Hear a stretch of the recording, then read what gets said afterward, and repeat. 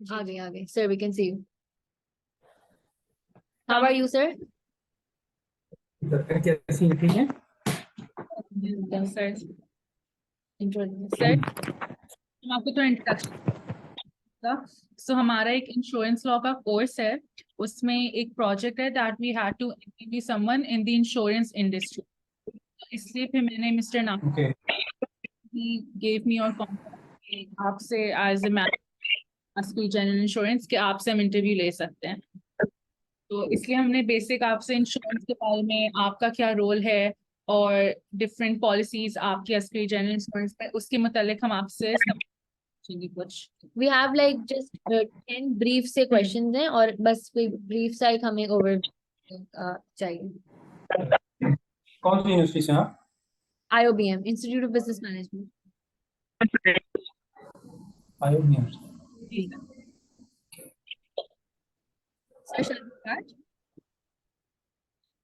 जी। सबसे पहले हमारा जो क्वेश्चन है, can you tell us about yourself and your role as general manager at Askari general insurance?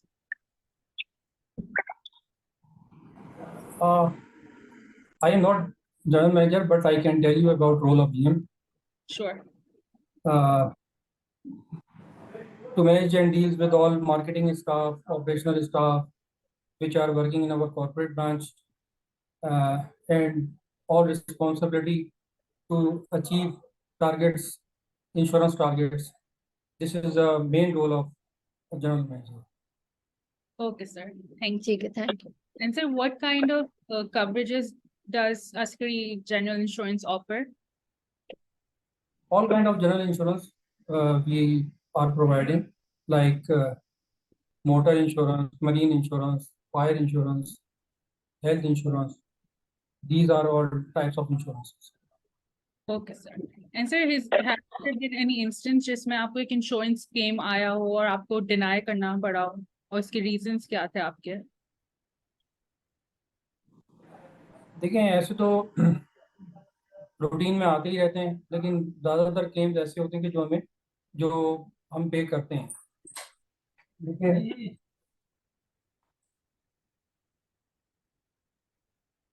एक सेकंड होल्ड कीजिएगा। जी जी।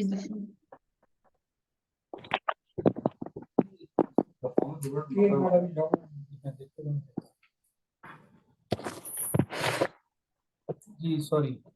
No problem. क्या पूछा था आपने? सर आप ऐसे कोई क्लेम्स जो हमने रिजेक्ट हुए हैं? क्लेम सेटल, देखिए जो सेटलमेंट क्लेम का जो प्रोसीजर है वो ये है कि we appoint surveyor at the time of claim, जो कि हमारी कंपनी से नहीं होते, लेकिन वो हमारे पैनल पर होते हैं। ठीक है, और उनके पास गवर्नमेंट लाइसेंस होल्डर्स होते हैं, वो उनके पास लाइसेंस होता है कि वो सेटल कर सकें क्लेम।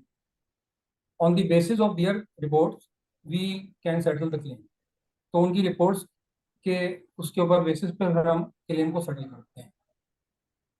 Okay sir. तो अक्सर बहुत सारे केसेस में ऐसा होता है कि क्लेम जो है वो नहीं बन रहा होता। लाइक मैं एक कोई आपको एग्जांपल दे दूं कि in our policies it is clearly mentioned that the company will not be liable for any claim if the vehicle is not registered in the policy holder. ठीक है, अगर वो पॉलिसी होल्डर के नाम पे व्हीकल रजिस्टर्ड नहीं है तो हम उसको क्लेम नहीं देंगे। तो अक्सर ऐसा होता है कि 7वें महीने में, 8वें महीने में या 9वें महीने में जब भी उसको पॉलिसी हमसे ली है तो उसने गाड़ी आगे सेल कर दी। गाड़ी सेल करने के बाद इंश्योरेंस जो है वो कभी ट्रांसफर नहीं होती ना, ट्रांसफरेबल नहीं है। तो अब जिसके नाम पर हो गई, अब उसने रजिस्ट्रेशन अपने नाम पे करा ली गाड़ी, तो वो दोनों अलग अलग हो गई ना, तो उस सूरत में फिर उनका क्लेम नहीं होगा। Okay sir, we understand. Sir हम बहुत सी ये तो मैंने एक एग्जांपल दिया इस तरीके के, अक्सर ऐसा होता है कि जो हो जाती हैं। जी सर। सर हम जैसे कमर्शियल कार कार इंश्योरेंस की बात करें, मैंने आप लोग की वेबसाइट देखी थी, उस पे कमर्शियल व्हीकल ASK इंश्योरेंस आ रहा था कि कोई नई चीज है आप लोग जो ऑफर कर रहे हैं। इसमें सर इसके बारे में आप कुछ बता सकते हैं और ये मतलब कैसे डिफरेंस है एक नॉर्मल कार इंश्योरेंस से? वेबसाइट पे क्या आता हमारे? Sir commercial vehicle ASK commercial vehicle की इंश्योरेंस आ रही थी, उस पे था कार इंश्योरेंस से, जी जी। इसको आप एक्सप्लेन कर सकते हैं? नहीं, वो कमर्शियल, ये व्हीकल इंश्योरेंस में ही आती है। इसमें दो टाइप्स ऑफ इंश्योरेंस होती है, एक होती है आपका प्राइवेट और एक होती है कमर्शियल। तो हम प्राइवेट व्हीकल्स को भी इंश्योरेंस करते हैं और जो कमर्शियल होती है उनको भी करते हैं। सर उसमें ये भी आता है कि आप, जो कार इंश्योरेंस अलग होती है, जो आपकी कार की अगर कोई, जैसे आपकी एक्सीडेंट हुआ है तो उस एक्सीडेंट को जितना भी रिपेयर है उसको कवर करती है। फिर एक और आता है जिसमें वो जो कोई ड्राइव कर रहा है उस पर्सन की इंश्योरेंस अलग होती है उस व्हीकल इंश्योरेंस में। तो ये लोग भी आप ऑफर करते हैं कि कार के साथ साथ अगर किसी लाइक जो ड्राइवर है उसको अगर इंजरी कोई आई तो उसकी भी इंश्योरेंस अलग उसी में कवर होती है। एक्टली बिल्कुल बिल्कुल, वो भी हम करते हैं उसके अंदर, कि अगर जो ड्राइवर है उसकी खुदा न खास्ता वो भी इंजर्ड हो जाता है, तो उसकी इंजरी को भी हम एक सर्टेन अमाउंट तक जो है, लिमिट तक उसको कवर करते हैं। तो ये सर, ये कार इंश्योरेंस की जनरल पॉलिसी में इंक्लूडेड होता है? जी जी। ये ओके। हमने इंक्लूड किया है, कि या हमने स्पेशल ऑफर दी। जी वरना जी। वैसे मोटर अलग होता है और पर्सनल एक्सीडेंट इंश्योरेंस अलग होती है। हम्म। लेकिन ये इसको हमने एक ऑफर दी है कि जो उसके अंदर ड्राइवर भी जो है वो इंश्योर्ड हो जाता है। अगर खुदा न खास्ता एक्सीडेंट होता है तो गाड़ी भी इंश्योर्ड और प्लस ड्राइवर भी insured. Okay sir, I understand. और सर और आप लोग की पॉलिसी कैश इंश्योरेंस, तो can you tell us about the cash insurance policy, कि उसमें क्या क्या कवर होता है? कैश इन ट्रांजिट, देखिए, two types of cash insurance होती है, एक कैश इन सेफ होती है और एक कैश इन ट्रांजिट होती है। Cash in transit insurance cover the risk of cash snatching, theft, और जो जो वो होती है अपना कैश इन सेफ, वो सेफ के अंदर होती है, शॉप के अंदर या आपके ऑफिस के अंदर जो कैश रखा होता है, तो वो उसको हम कवर करते हैं। वो कैश इंश्योरेंस कहलाती है। ये दो टाइप ऑफ की कैश इंश्योरेंस है जो हम प्रोवाइड कर रहे होते हैं। सर उसमें जैसे ज्यादा लोग को नहीं पता होता है कैश इंश्योरेंस पॉलिसीज का, like I don't know about it पहले, तो आप कैसे सेल करते हैं लोगों को कैश इंश्योरेंस पॉलिसीज? देखें, कैश इंश्योरेंस जो है वो बेसिकली आइसोलेशन में तो नहीं दी जाती है, ये हम सिर्फ कॉर्पोरेट कस्टमर्स को ही अच्छा। ऑफर की जाती है, कि जिनको वगैरह हो। इंडिविजुअल कस्टमर को नहीं दी जाती, कि अगर इंडिविजुअल कोई कस्टमर आपसे ले, हमसे मांगे, तो वो हम we can not provide. Okay, it's लेकिन ओनली। अगर किसी का, हाँ, कंपनी अगर है कोई, उसका बिजनेस हमारे पास है, तो फिर और वो उसके अथॉराइज पर्सन्स के नेम्स हम वगैरह उनके सीएनआईसी ले लेते हैं, जो डील करते हैं, जो बैंक में जाते हैं और जाके डिपॉजिट करते हैं और फिर या वहाँ से कैश निकाल के लेकर आते हैं। तो फिर इस तरीके से हम उनको कैश ट्रांजिट इंश्योरेंस में कवर करते हैं। Okay sir, we understand, thank you. अच्छा सर, ये पाकिस्तान में क्योंकि इंश्योरेंस इतनी आम नहीं है, तो उसके आसपास ना बहुत ज्यादा मिथ्स हैं और बहुत ज्यादा मतलब लोग इस तरह माना जाता है कि इंश्योरेंस वाले लोग कभी कभी मतलब फ्रॉड भी कर जाते हैं, लोग डरते हैं बिकॉज इतनी ज्यादा अवेयरनेस नहीं है। तो at Askari general insurance, how do you make sure कि आपकी जो भी पॉलिसी है वो मिस सेल या मिस रिप्रेजेंट नहीं हो रही, वो ठीक तरीके से उसकी इन्फॉर्मेशन जा रही है टू द पब्लिक या टू द कस्टमर? आप कैसे इंश्योर करते हैं? देखिए, पहले तो ये बात ये है कि पाकिस्तान में भी अवेयरनेस बहुत है इंश्योरेंस की। पहले नहीं थी, लेकिन अब बहुत। ठीक है। ठीक है। आप कोई भी नई गाड़ी लेता है तो वो निकालता ही, वो चाहता ही नहीं है निकालना शोरूम से भी, कि जब तक उसकी गाड़ी इंश्योर्ड नहीं हो जाए। ठीक है। लेकिन हम फिर भी इसके अंदर बहुत सी ऐसी चीज़ें होती हैं कि जो हिडन होती हैं, और अगर चाहें तो वो होती हैं, जैसे डिडक्टिबल वगैरह है, कि इतना लॉस आ गया तो इतना डिडक्टिबल होता है, तो वो हम अपने कस्टमर्स को पहले वो बताते हैं ये सब चीज़ें, कि ठीक। आपका ये लॉस आएगा, तो लॉस के वक्त आपको ये अमाउंट मिलेगी। तो वो हम सब चीज़ें बताते हैं और उनको एक रिक्वेस्ट भी करते हैं कि वो पॉलिसी लेने के बाद पॉलिसी टर्म्स एंड कंडीशन ज़रूर पढ़ें, ओके। ताकि पता हो कि उन्होंने जो चीज़ ली है उसमें क्या क्या चीज़ें कवर हैं और क्या क्या चीज़ें कवर नहीं है, और eight the time of loss, और वो किस तरीके से वो उसको हैंडल करेंगे। ठीक है सर, आप जनरल वो अस्करी जनरल इंश्योरेंस में आप ये कैसे मेक श्योर करते हैं कि आपके स्टाफ वगैरह सब एक सेम पेज पे हो? मतलब कोई स्पेसिफिक ट्रेनिंग होती है उनकी या कोई डेवलपमेंट प्रोग्राम्स होते हैं जिसका आप थोड़ा एग्जांपल दे दें, जिसके बेसिस पे सब एक पेज पे रहें और उनको सबको पता है कि उन्होंने आगे कस्टमर को किस तरह बात करनी है, क्या सेल करना है? कोई इस तरह के आपके प्रोग्राम्स या ट्रेनिंग अपॉर्चुनिटीज होती हैं स्टाफ मेंबर्स के लिए?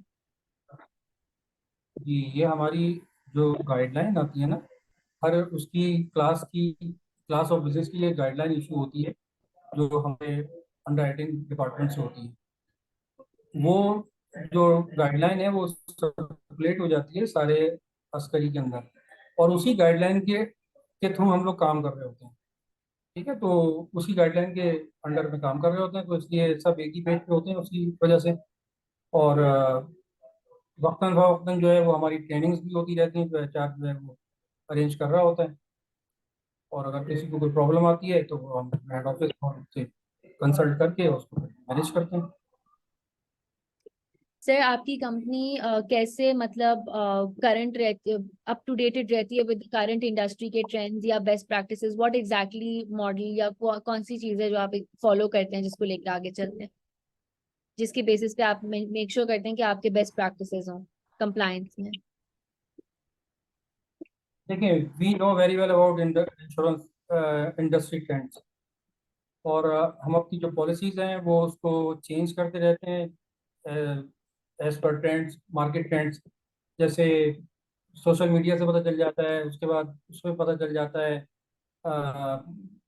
मुख्तलिफ मार्केटिंग ऑफिसर से पता चल जाता है, और फिर हम आपस में भी कनेक्ट होते हैं। जैसे कोई इंश्योरेंस बिजनेस है वो एक दूसरे से हमारे पास इंश्योरेंस इंडस्ट्री में एक दूसरे से आ रहा होता है, तो सब एक दूसरे से कनेक्ट होते हैं, तो हमें पता होता है कि कहाँ हमें चीज़ों को चेंज करना है, कहाँ रेट्स हमें अगर कंपटीशन है मार्केट में तो कहाँ हमें रेट्स अपने थोड़े से लो करने पड़ते हैं। ठीक है। थोड़े इस तरीके से इसी ट्रेंड्स को देखते हुए फिर हम लोग। Okay sir. सर अगर आप कंफर्टेबल हो तो आप कोई ऐसी केस शेयर कर सकते हैं जिसमें कोई मेजर इंश्योरेंस का फ्रॉड हुआ हो आपके करियर में या कुछ? बेशक लाइक नाम वगैरह ना लेकिन एक आइडिया। देखिए, जब आदमी का जब फ्रॉड की तरफ माइंड जाता है ना, जी, तो सबसे पहले जो ध्यान में आता है ना वो इंश्योरेंस है। वही वाली यस बात। सर। ट्रू। क्योंकि उसके आसपास इतनी मिसरिप्रेजेंटेशन ही है वैसे।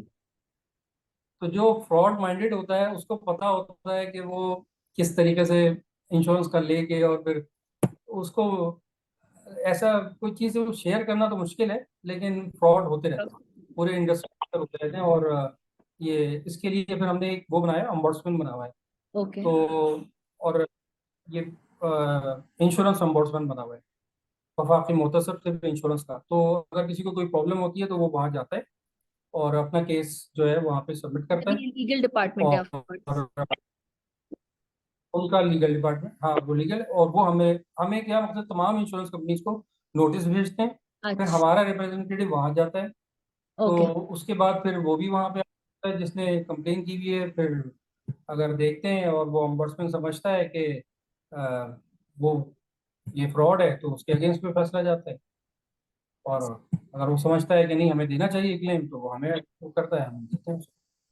सही। ठीक है। ठीक है सर, बस एक last on a closing note, आप एक जनरल सा एक वो बताएं कि how important do you think it is कि जनरल पब्लिक इन्वेस्ट करे इंश्योरेंस पॉलिसीज में वगैरह, मतलब what exactly do you want to say to the general public who are listening to this के कितना इम्पोर्टेंट है इसमें इन्वेस्ट करना?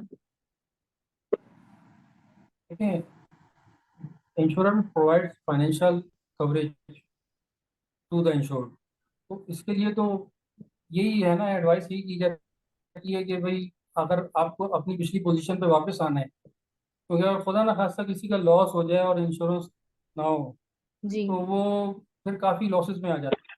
इसलिए बेहतर यही है, जैसे मैंने भी आपको मिसाल दी, गाड़ी अगर कोई लेता है तो वो पहले इंश्योरेंस कराता है फिर बाद में निकालता है, लेकिन बहुत सारे लोग ऐसे हैं कि जिनको ज़रूरत नहीं है कि अगर लॉस हो भी जाए तो कोई मसला नहीं है, बहुत से ऐसे लोग हैं तो वो लोग नहीं कराते हैं।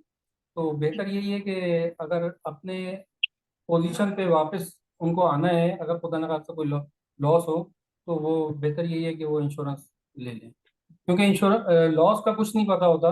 गाड़ी खड़ी हुई है, दरख्त गिर गया तो आपको तो नहीं पता, अक्सर ऐसे लॉसेस हुए हैं। जी। तो